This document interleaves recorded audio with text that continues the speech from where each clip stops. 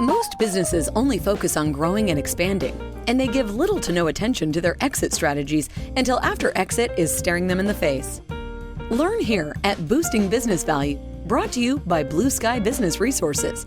You'll discover how to shape a more durable and saleable business, and how to implement a powerful, well-planned, and rewarding exit. Join Dr. David Gruder and Jason Tazinkowicz as they deliver actionable tips for lower middle market company owners, executives, and their trusted advisors.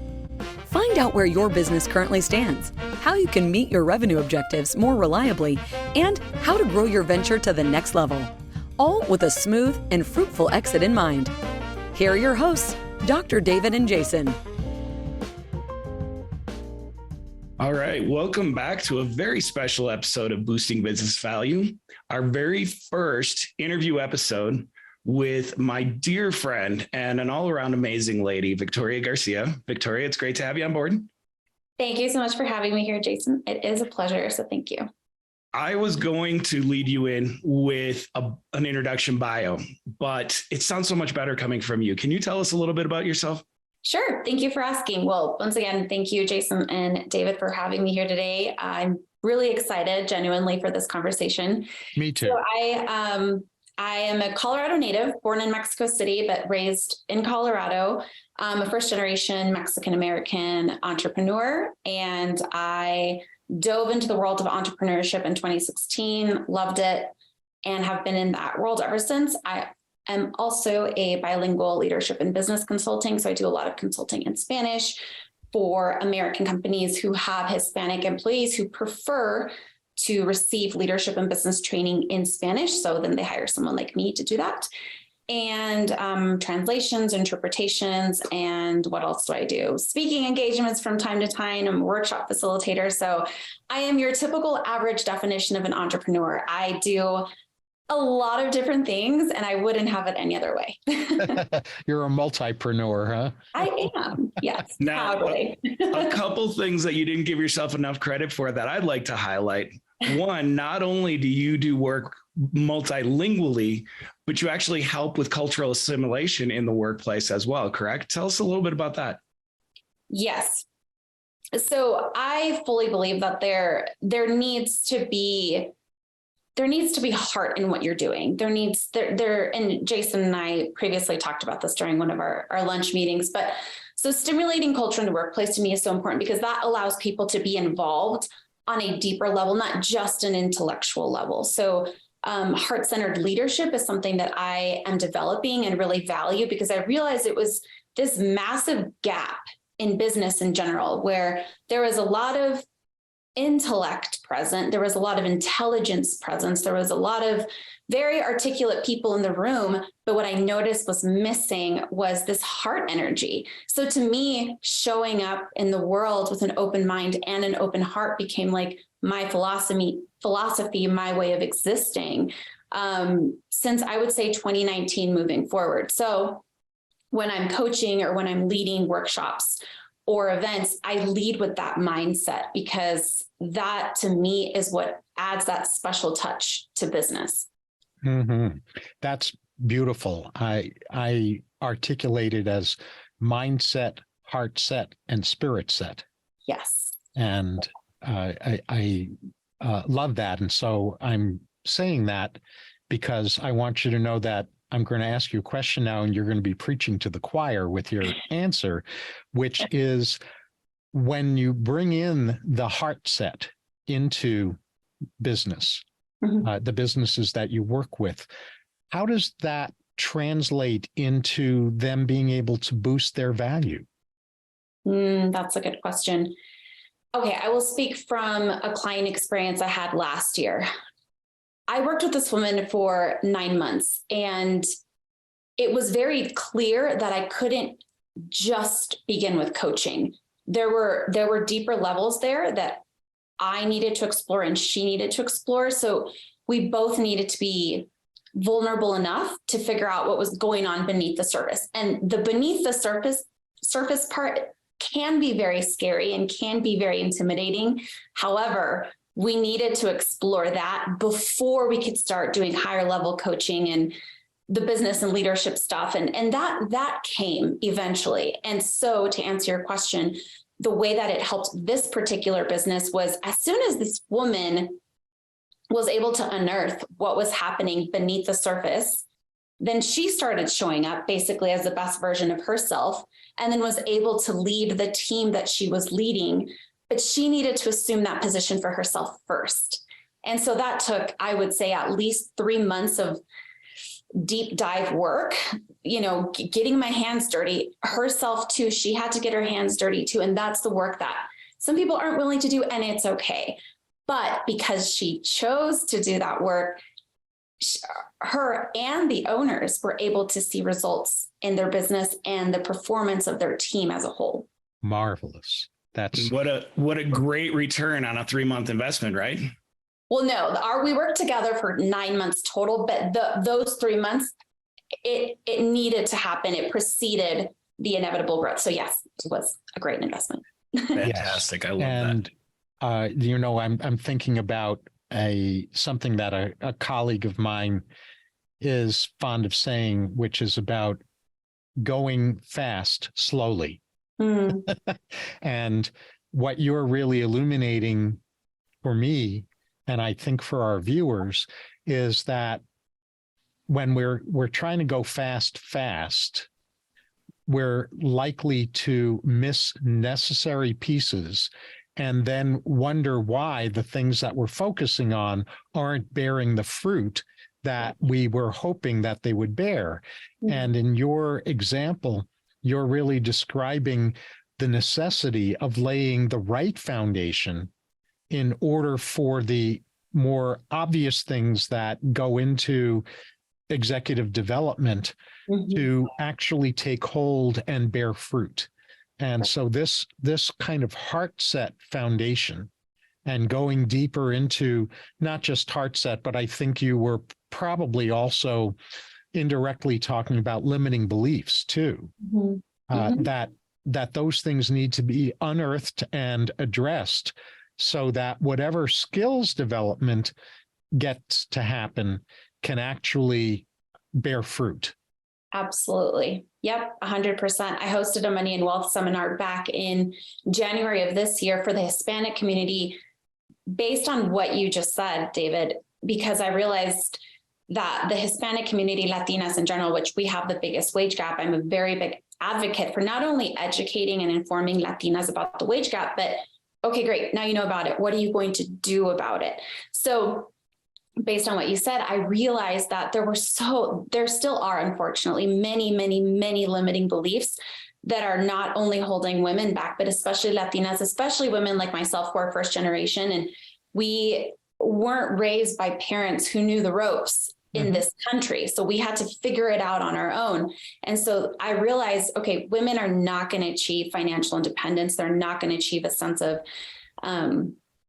financial security if there are all these limiting beliefs holding them back in their career. And of course, all this stuff is subconscious. This is the whole getting your hands dirty stuff is the subconscious has to become conscious in order to have that breakthrough. But ideally, someone needs to guide you through that. It's very difficult to do it by yourself. You can, not to say you can't, but it's just so much easier when someone is there guiding you and navigating that process with you.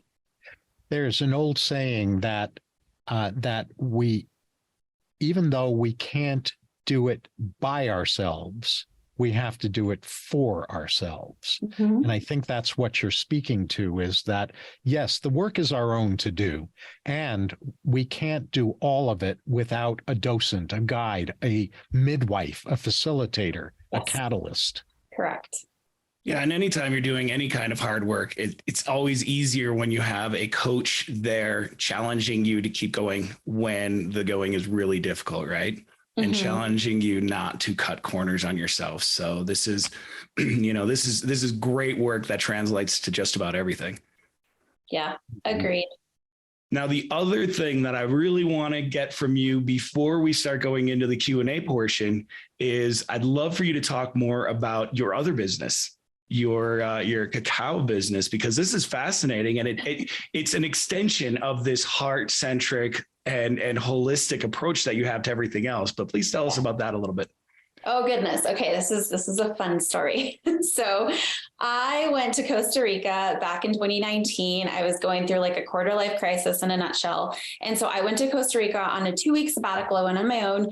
And that 2-week trip completely changed my life. And I would say was the birth of my now business, Apapacho Cacao, which I will get into that in just a moment. So in Costa Rica, in this eco village I stayed at, they were only serving healthy, organic, vegan meals. It's all they served. And so I went to the cafe, I guess, in the center of the eco village. And I noticed that I was about to order, I don't know, something healthy, like a smoothie bowl or turmeric shot, something like that. And I noticed that on the menu, it said cacao shot. And I immediately thought, I'm like, cacao, isn't that chocolate? I'm like, but wait, why are they serving candy in the rainforest? Like, why are they serving candy in like a really healthy place like this? This doesn't make sense. So just out of sheer curiosity, because I'm someone who loves going down the paths, least traveled, I was like, well, now I want to order this. I want to see what this is. So I ordered it and they served it to me chilled. It was just blended cacao paste, cacao butter, I think cayenne dates, coconut water, and some other ingredient. So they blended it up, served it to me chilled. I drank it within, I would say 7 to 10 minutes max. I felt really euphoric. I felt like, I like to say, blissed out. So I went back to the woman who prepared my cacao shot and I was like, what did you put in here? This is chocolate, but I've never felt this way before. What's happening to me? What'd you do? And she's like, oh, no, that's just cacao. She's like, cacao. And then she started talking about the, I guess, health benefits, in addition to like more of the esoteric spiritual benefits of cacao. I had no idea that cacao is considered, I mean, I know now, but I didn't know it at the time, that cacao is considered a plant medicine, a powerful heart opener. So just energetically, it immediately connected with my energy as a person. And so I mean, after that day, I went back to this place called Wild Treats. I went back to Wild Treats every single day and ordered another cacao shot naturally so that I could continue experiencing this magic. So I come back to Colorado. I told my husband all about this magical cacao drink I had in the rainforest. And I was like, can you please help me recreate this? Because I want to continue drinking this in Colorado. So we went to all the health food stores you can possibly imagine, Whole Foods, Vitamin Cottage, Trader Joe's, all the places to purchase whatever cacao products they had on their shelves, which honestly wasn't that many, and we couldn't quite recreate it. So finally, after months of experimenting during the pandemic, because we had all this extra time, we finally figured it out. And in May of 2021 is when we launched our 3 cacao elixirs. So that's basically how Apapacho Cacao came to be. The 3 cacao elixirs are meant to be a healthy alternative to drinking chocolate. So obviously drinking chocolate is not something super common here in the United States. I'm from Mexico. We drink chocolate caliente all the time. Like there are places called churrerias where they serve churros and chocolate caliente.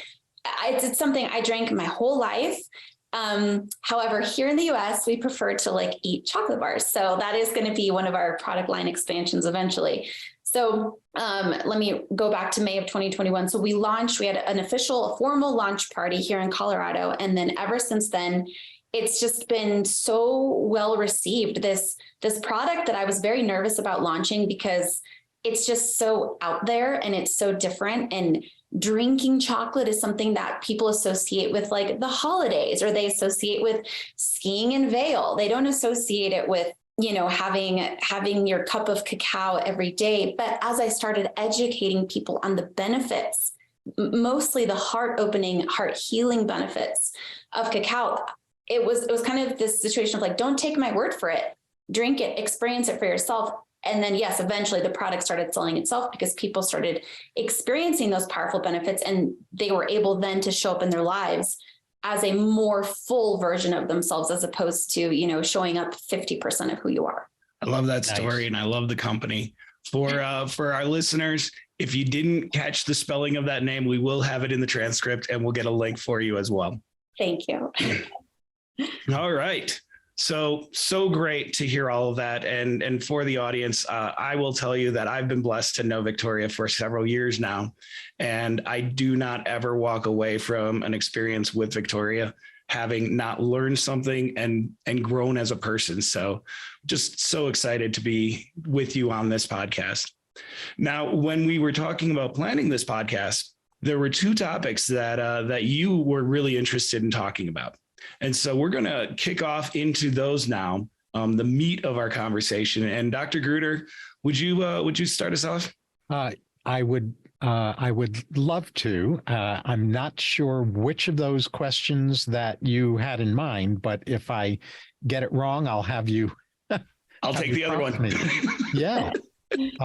I already started down the path of one of the questions, which is really wanting to know more about the things that you have observed prevent people from being able to function in their executive roles in businesses in a way that boosts the business's value. Now, you told a wonderful story about that toward the beginning of this episode, and that had to do with really laying the necessary foundation in terms of feeling set and clearing away limiting beliefs and things along those lines. What other things have you noticed are important for executives to be aware of that they need to be working on in themselves, or they need to be working on in their business's culture in order to boost their business's value? Mm-hmm. Yeah. Oh gosh, so many different things. But the first thing that came to mind was leadership. Truthfully, I didn't dive into the world of leadership until I believe it was 2018 when I was nominated to be a part of a leadership program here in Colorado. And to be completely honest, I didn't understand why. Why am I investing my time? Why should I care? Why should anyone care? How is this going to help me as a person? So I sat through I believe it was 12 weeks of this leadership program. And at the end, I was like, oh my gosh, why aren't we taught this in like high school, elementary school? This is incredible, because when you are able to remove yourself from just thinking of like, how is this going to help me? And you're able to be like, how can I help and serve others by helping them extract their best version, which was in a nutshell, what I learned that leadership is identifying the strengths in other people and then helping them to see their strengths and extracting those strengths out of them. And then, if you're an owner, then being very strategic about where you put these people within your business so that the business as a whole can thrive. But you need to be able to take a step back and almost take a step out of yourself in order for you then to see who is around me and how can I extract the best out of them. So after I finished however many weeks of this leadership program, then I understood the purpose of leadership. Then I understood, wow, every executive, every person, entrepreneur or not, needs to invest time into learning the value of leadership and then implementing it and then observing the results. Because if you just learn it, but you don't implement it, then it doesn't help anyone. So leadership was one of the first things that came to mind. And it's something that I often notice, unfortunately, in the Hispanic community, certainly the Hispanic community that is in service-oriented positions. It's sometimes difficult to see past survival, meaning like see past the desire to just survive and just get by and just pay bills. And so it's almost like helping people move past that state so that then they can enter the thrive state. And it is in the thrive state that you're able to support and facilitate the development of the people around you. That's a great distinction between being in a survival state and being in a thrival state, because the skill sets and the habits that are necessary for survival are not the ones that are necessary for thrival. Correct. So that's good.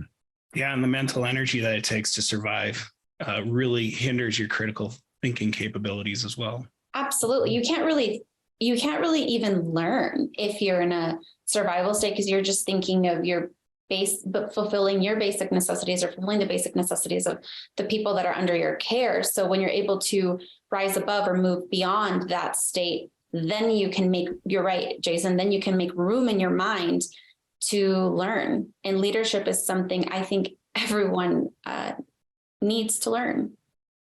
And that's a beautiful segue. Go ahead, Doctor. Just to tie this in with what you were saying earlier about heart set, this is also another key distinguisher between survival mode and thrival mode, because when we're in survival mode, we have to hide our heart. That's true. Part of surviving, and it's not part of thriving. Yes. And it's interesting that you said that, because a lot of conversations that go on, I'm a part of many Hispanic business professional groups, and a conversation that is often had is how so many Hispanics felt the need to hide their Hispanic heart to, I don't know, increase their odds of being successful in the workforce, or increase their odds of being accepted as a whole, because they felt they needed to assimilate and integrate. And now women, or anyone, women or men who are Hispanic, are starting to say, wait, no, I don't need to hide my Hispanic heart anymore. In fact, I'm super proud of it, and I'm happy to share it with the world. There's nothing threatening about showing up exactly as I am. Corazon matters. Corazon matters a lot. Beautiful. I love that. And it does take us into, the next step of your growth journey, because once you got through that leadership program and you started being in thrival mode yourself, then you got really busy, right? Your life is blowing up. And so the next thing, talk about the next piece of that journey for you and your lessons in navigation. Okay. Yes, you're right. As soon as I made the decision to show up as my full self, open mind, open heart, then I had the courage to launch Apapacho Cacao. Then I had the courage to show up authentically. And yes, like Jason said, I had this wave of support, not only for Apapacho, but a lot of speaking engagements. I noticed that as I was able to show up with an open heart, it was just so much easier to speak from a place of having an open heart. And then opportunities to facilitate workshops started popping up, and the consulting opportunity fell into my lap, and it just kind of snowballed from there. I mean, momentum is this beautiful energy that as soon as you create it, it's up to you to keep it going. And that's why as soon as I discovered, okay, the secret sauce to business and life is to open your heart just as wide as your mind. And I was like, okay, well, I'm never going back to having a closed heart. This is great. You reminded me of a book, wonderful book by a colleague and friend of mine named Steve Farber called Love is Just Damn Good Business. It's true. I want that on a t-shirt. I love that. It's so true, though. I think we've all us humans, we're very, very intelligent. We're very, very sensitive, and we can feel someone's intentions from a mile away. Even through a screen, you can feel someone's intentions. Is this person being genuine? Is this person being authentic or not? And so, yes, love is amazing for business, because when you are authentic, that's exactly who people want to do business with. That's exactly who people want on their stages, on their podiums, on their teams, on their boards, on their sales teams. No one wants to do business with someone who comes off as inauthentic. So, Jason, I think we have to rename our podcast Boosting Business Love. Yay! It'll be a whole different logo. Totally different logo. I love it. So when your life blew up, when you started getting all these new opportunities and everything, how do you keep yourself sane, and how do you keep that momentum going? Well, to be honest, because we're all about honesty here, some days it's easier than other days. As a busy mom, wife, housewife, all the different hats that I wear, on some days I'm like, I got this, waking up 5 a.m. I got my whole routine down perfectly. And other days it's a hot mess. It just kind of depends. And so when Jason and I met for lunch a few weeks ago, he showed me this really wonderful, it's an Excel sheet, right, Jason, that you created? Everything I do. That I loved it. And I told him that one area where I struggle, and it's just me identifying, my area of opportunity is in creating this structured plan for myself, because I do notice that there are some weeks where I'm on it and there are other weeks where I need to take a step back. And so for me, I have this really wonderful planner. I'm just looking at it right now. I've had this planner for multiple years, and I think this is my 4th or 5th year investing in this planner. It's like $55, but I love it. And I love it because it's similar to Jason's very thorough Excel sheet, but it's also very pretty. It's very feminine, and I'm a very feminine person. And at the beginning, I buy a 1-year planner, and at the beginning of the planner, there's like 20 pages, I think, dedicated to crafting out not just your year vision, but your life vision. And every single year, I usually do that either at the end of December, beginning of January, and taking the, 3, 4, 5 days that it takes for me to fill out all those pages really gives me guidance and focus for my year. It allows me to be like, okay, what activities truly matter to me? Because I think being able to decide what you want is a skill set that a lot of people don't have. And so when you're able to figure out what decisions you want to make in your personal life and your business life, then you're able to create a roadmap before the year starts. So having this planner for me has been great. Yep, Nice. I do the same thing. I have mine is in Excel because I'm a boy and it's not I'm pretty, a boy.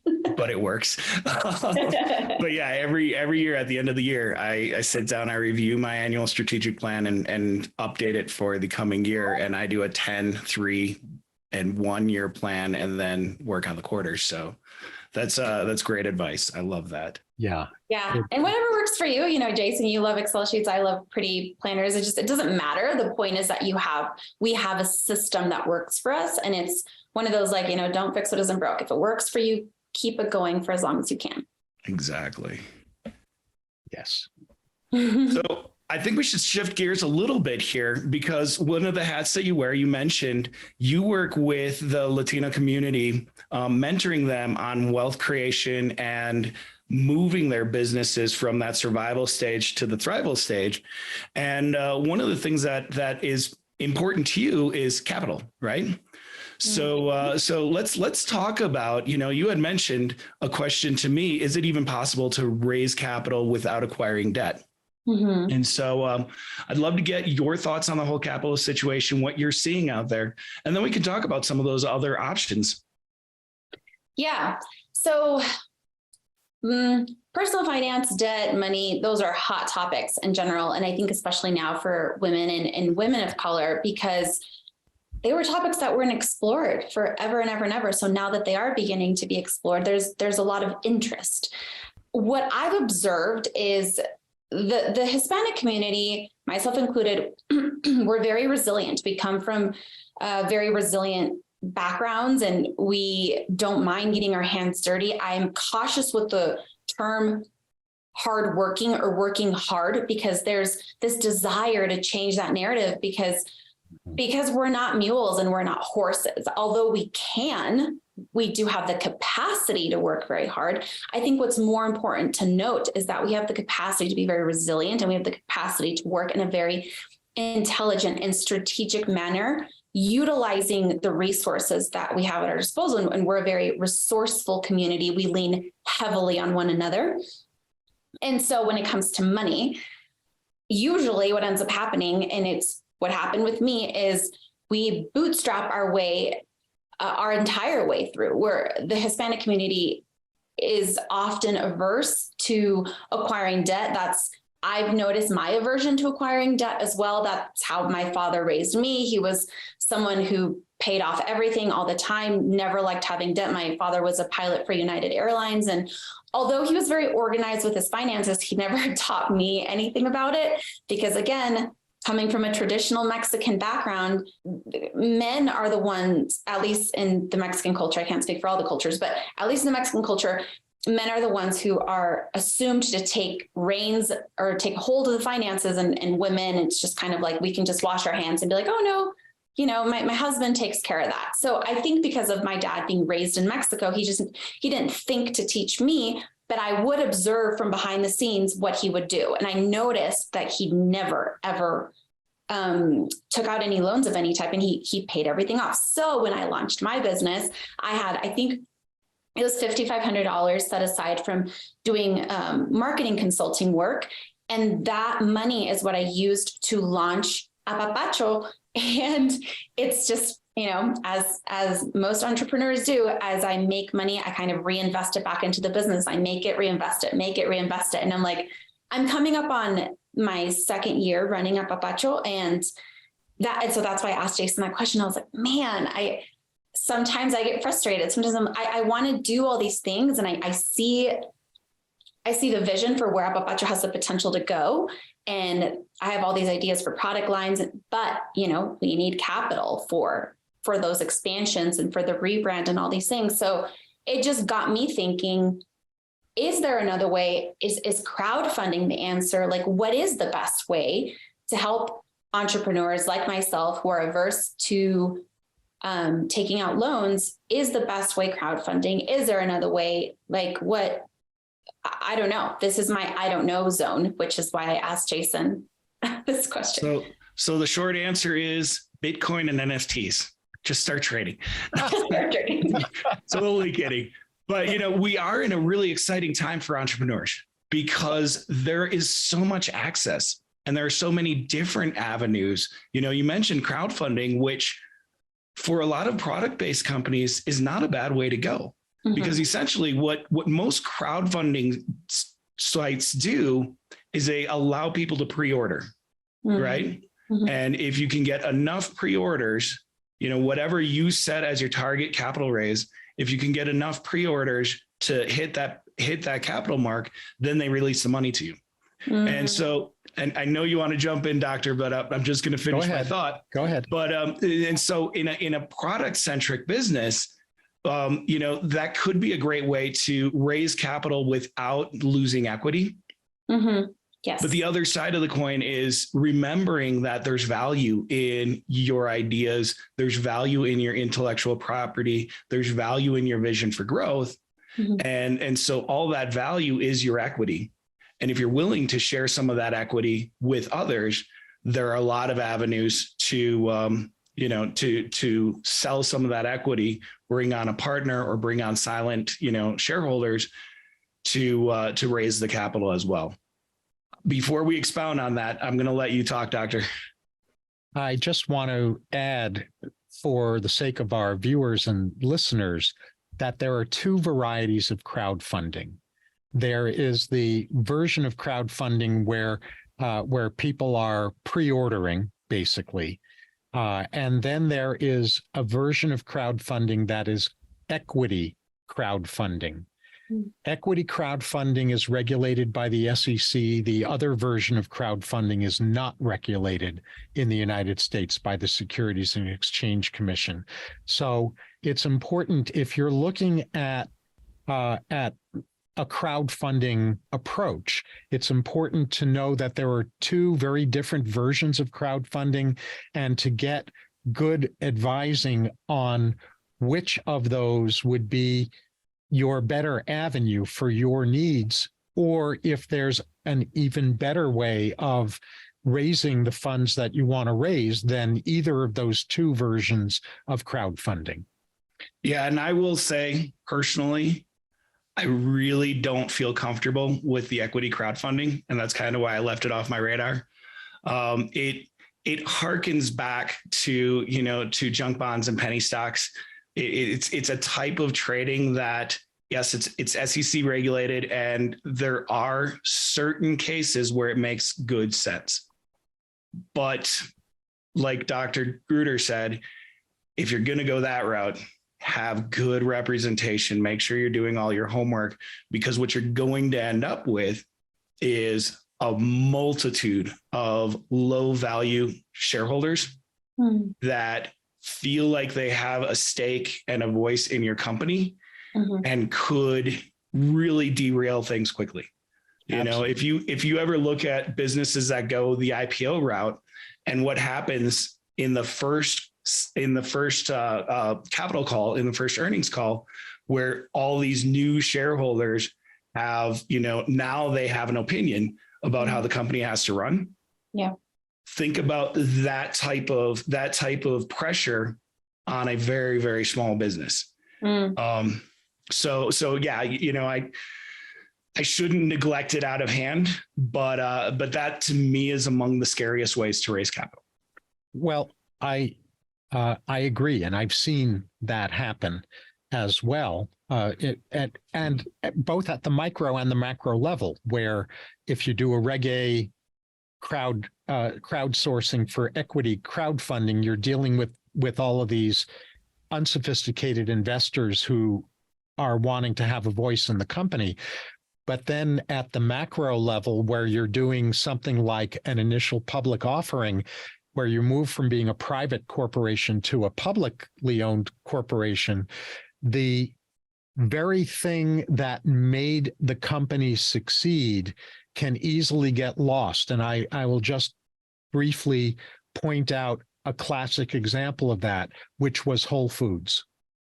So Whole Foods built its reputation and its customer loyalty based on an approach to grocery stores that had never been done before.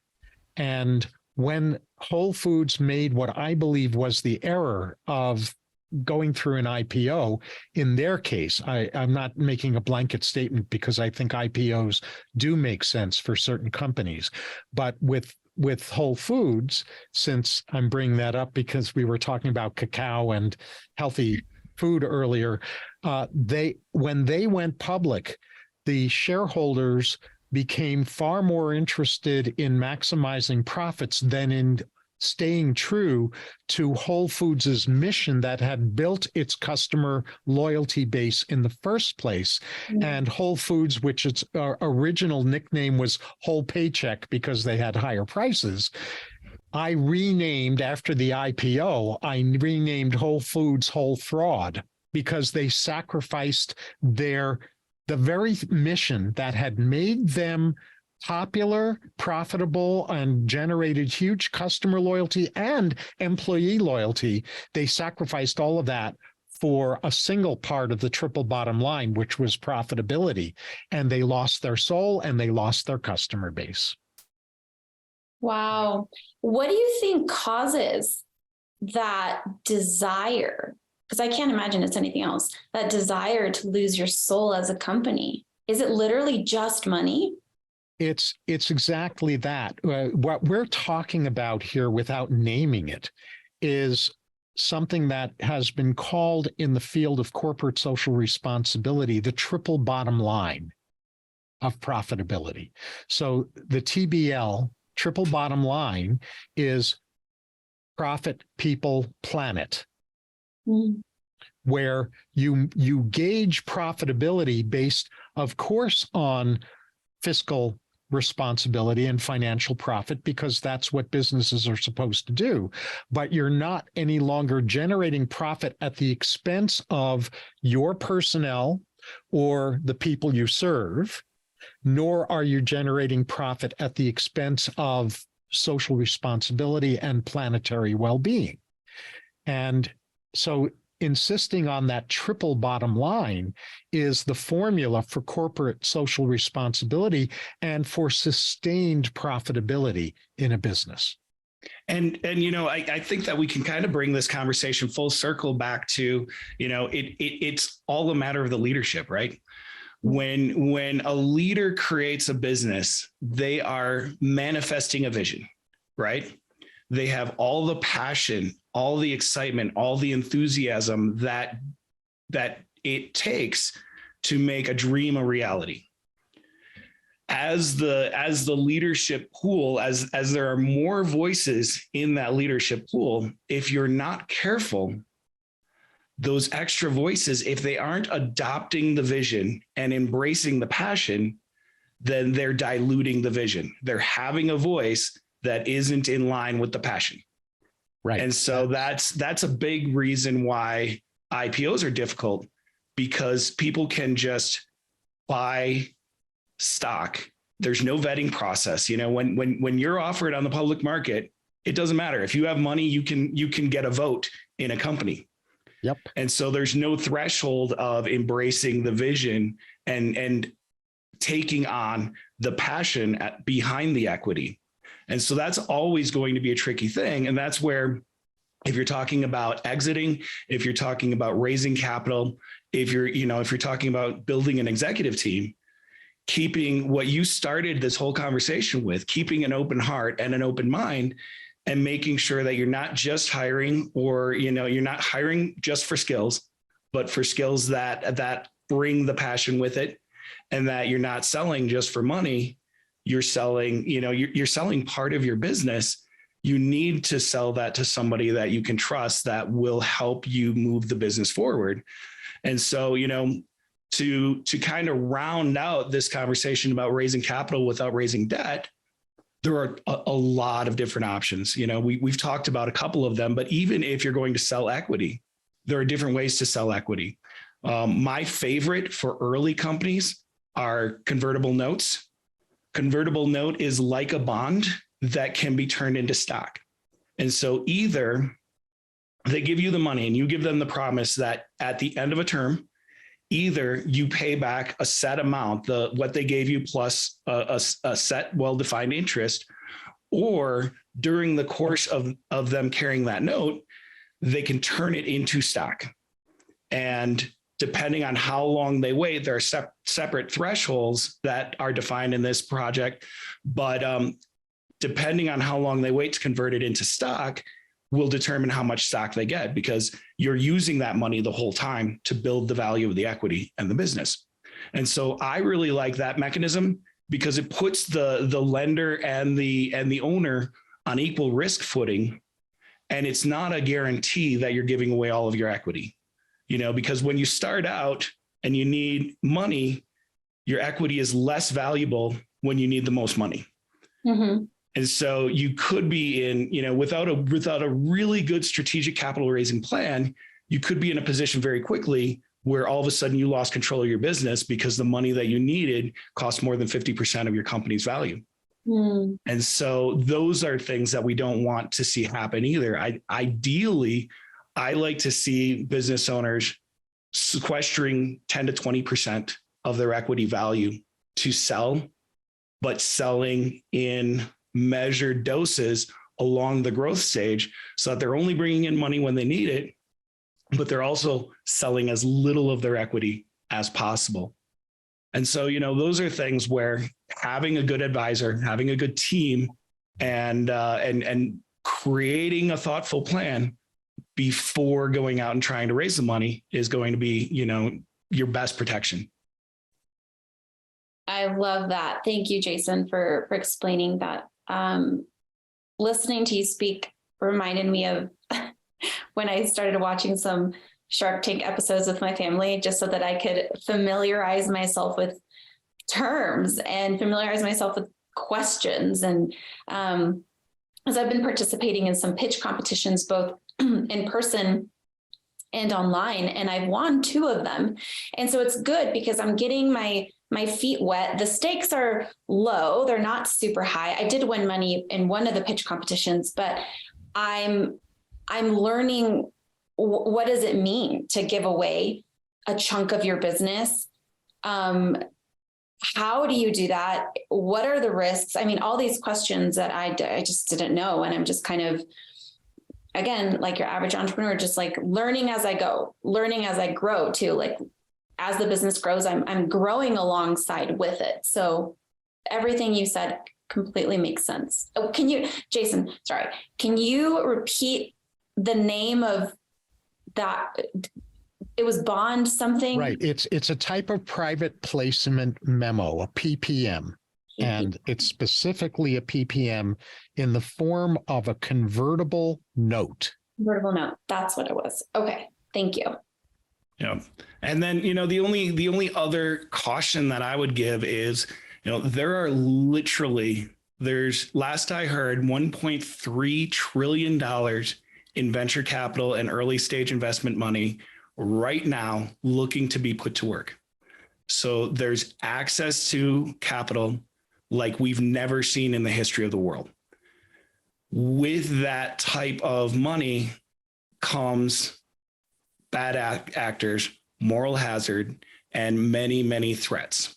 So, the one caution that I will always give is this is a great time to start a business. This is an extraordinary time to seek capital, but have good counsel, have good guidance, and make sure that you're protected from, not everybody is a bad actor. There are a lot of really amazing investors that just want to see businesses thrive. And there are also really well-intended investors who think they know more than they do. Yes. So, build a good team, create a good plan, and then work that plan so that you're protected every step of the way. And so for new or newish entrepreneurs like myself, how do we distinguish? How do we know who are the Jason, you're like, this is where blue sky comes in. Yeah, that is one of the things that Blue Sky is specially skilled at. But, the most important thing is make sure that these people are licensed with FINRA. Because at least if your advisor is licensed and registered through FINRA, then they've taken a really rigorous set of courses and, extremely detailed examinations to ensure that they know the ins and outs of the law. I spent hours and hours and hours studying SEC law, the all of the legal structure around proper trading of equity and stocks. And what I would add, I'm sorry, go ahead, Jason. No, that's good. What I would add is definitely FINRA, and someone with that FINRA certification who is also very well versed in the triple bottom line of profitability. Yeah. There are, that's a great point, David, because there are a lot of very skilled capital raising representatives who are there strictly to bring you money. They will get you money, but that is where their focus is. And so you need somebody that, if you're going to have somebody like that, make sure that there's somebody next to them that is protecting your passion. And that, that is protecting the other elements of the triple bottom line. So either find a team that can do that all in house, or make sure that there's, that there's the go get it capital raiser and the ethical, Jiminy Cricket that keeps you focused on what really, really matters. And that's why I love dancing with Jason, because Jason's got all of that FINRA background that I have some of, but not at a certified level. And I get to be the Jiminy Cricket. Love it. What a wonderful team. We are definitely blessed. And, I'm going to tell you, Victoria, we could talk all day long. I love spending time with you. I'm always learning something, but it is getting a little bit long. Yeah. So I think let's wrap this up. And I think the way that we should wrap this up is let's start with you, and let's get the key takeaway. What are you going to take from this conversation and share with your community? Oh man, there was a lot of key takeaways. I would say what I would share with my community is find a team or group of people, or even one person who genuinely, truly cares and can advise you from a place of earned knowledge. Both of you, I've learned so much in this 1 hour that I didn't know prior to us being on this call together. So being able to find people who are just as invested in your growth as you are in your own, I think is crucial. It's fundamental. It's a gift for anyone in my community who is looking for mentorship, is looking for help, is looking for people who are going to advocate for them and advocate for their dreams too. So I learned the term convertible note, right? I learned the term convertible note. I will do a lot more research on that today. I learned, again, the importance of due diligence, and that, don't just take the first thing that's offered to you, and do your research, and that why it's important. And I also learned that there are wonderful people like yourselves who genuinely care and want to see you win and succeed. So that is a belief that I am walking away with today. So thank you. Well Thank said. you. All right, David. Okay. Well, this is a kind of a package of takeaways that all tie to each other. The first is that purpose, passion, alignment is good business. Mm-hmm. If your authentic focus is thrival rather than survival. Mm-hmm. Love is good business. Resilience is necessary. As a leader, if you leave your heart behind, you leave your people behind. Personnel, customers, and public reputation. Finally, learn the difference between good debt and bad debt, because there is such a thing as good debt, and the difference between good investors and bad investors. I love it. I love it. Beautiful. And I've taken a couple notes because I might forget otherwise, but I wanted to point something out that you said, when you were talking about the resilience of the Latino community and how you're trying to break away from that idea of hardworking. And you said, we are not mules. We are not horses. We are human beings.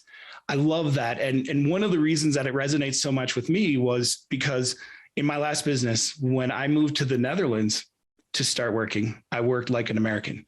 I had the mindset of an American.